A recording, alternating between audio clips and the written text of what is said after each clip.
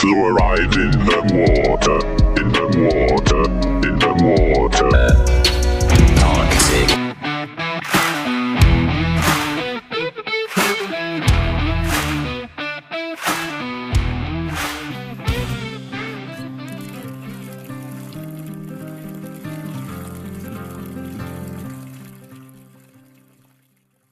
Fluoride causes symptoms identical to arthritis.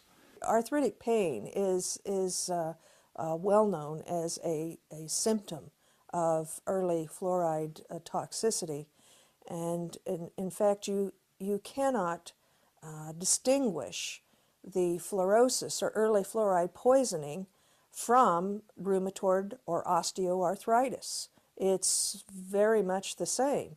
Nobody, to my knowledge, has yet looked carefully at fluoridated cities or fluoridated populations and looked at the symptoms of arthritis to determine whether or not fluoride is contributing to this endemic or possibly epidemic of arthritis that we have in North America. I think there's every reason to be concerned that today fluoride is one of the factors contributing to the epidemic of arthritis in this country. According to the CDC, 1 in 3 American adults have some form of arthritis. That's 68 million Americans. Supposedly the fluoride exposures in this country are not usually high enough to get to skeletal fluorosis, but again, that's an area that really has not been studied well. I think it's likely, it's not a given, but I think it's likely that a lot of early stage skeletal fluorosis does show up as bone and joint pain, but it's never recognized as being skeletal fluorosis. If I was an arthritic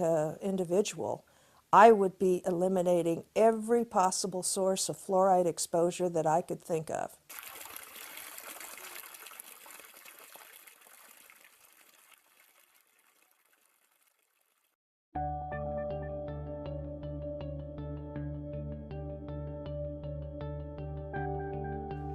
Another bombshell. 2020, just a few months ago, Christine Till, Canadian researcher, and this is what they found. They looked at the difference in IQ of children who had been bottle fed in fluoridated communities compared to children who were bottle fed in non-fluoridated communities in Canada. The only difference was that all the kids were bottle fed. One had, the parents were using tap water, fluoridated tap water to make up the formula, and non-fluoridated tap water. You wouldn't, what kind of IQ drop would you expect? My God. 9 IQ points on the full scale IQ for each 1 milligram per liter increase in tap water. 9 IQ points. And then if you look at performance scale IQ, which is non-verbal, it's called performance scale, non-verbal, 19 IQ points. I mean, these numbers, most people would disbelieve that this study, and I'm sure they're trying now to destroy this study, but it's a bombshell. So now we've got evidence that in the womb, the brain is damaged, and now as an infant, it's damaged. And here's the recommendation from the authors. After adjusting for fetal exposure, they adjusted for fetal exposure. So now we're looking separate from fetal. We found that fluoride exposure during infancy predicts diminished nonverbal intelligence. In the absence of any benefit from fluoride consumption in the first 6 months, it is prudent to limit fluoride exposure by using non-fluoridated water or water with lower fluoride content as a formula. Needless to say, no agency in Canada, the United States, Australia, New Zealand, or any fluoridated country has attempted to get this warning to parents about bottle feeding their kids. Meanwhile, they've not warned pregnant women that there's any problem. Now, this goes back to one of the first things I discovered when I was reading the literature in 1996, when my wife persuaded me to get involved in it. The level of fluoride in mother's milk is incredibly low. And I said at the time, my goodness, nature doesn't make many mistakes. If fluoride was necessary for baby's development, whether it's teeth, bones, or whatever, that's where you expect to find it, and you don't find it. It's very, very low.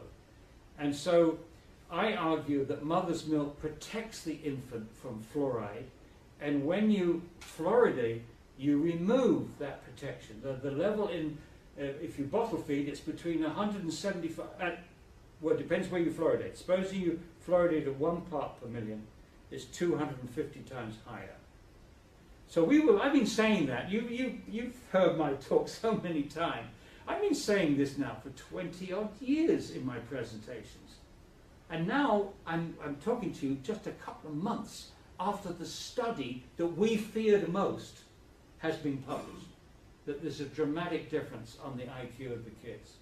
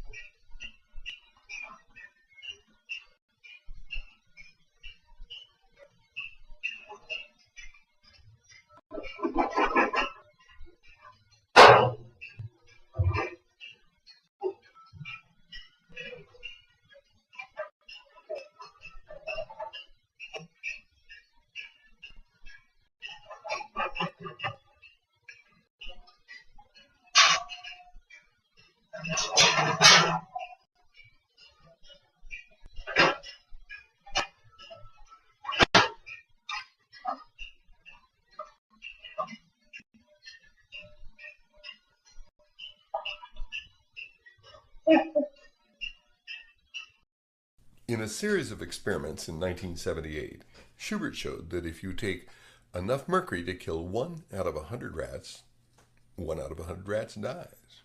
And if you took enough lead to kill 1 out of 100 rats and diluted it by 20-fold, that none of the rats died. But if you added the lead, an infinitesimal amount, 1/20th of an LD1, and the mercury, an LD1, together, you killed all the rats. That makes mercury and lead together hugely synergistic.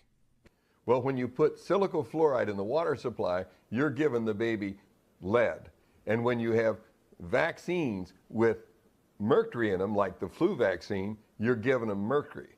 So the water supplies of this country are contaminated with silico fluoride intentionally by a government program.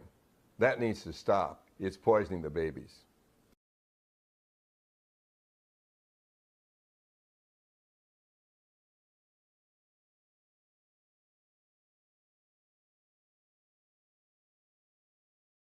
The battle is being fought, one family, one physician, one health center. That's why we're doing as well as we are. We're talking about the minority and strategies against the minority. So I have the solution. Every study published in the last 5 years, when you look at vaccine refusers, I'm not talking about, well, hesitants, most of them we can talk into coming to terms, but refusers. We'll just get rid of all the whites in the United States because Houston is the most diverse city in the entire United States. There's 7 Asian languages spoken in that city. I've been a minority for more than 20 years in the city of Houston. The majority is, we call Hispanic. That is not a race or an ethnicity. That is a political designation. But a lot of them are from Central. Doing it together rather than combating and trying to fight for something that people have applied to us, that have put onto us, and which keeps us in really interested. So, is that Portofino that is now dead. Hey, thanks for watching. Hope you guys are enjoying the Substack. So this has been fun so far. Hope you guys are enjoying.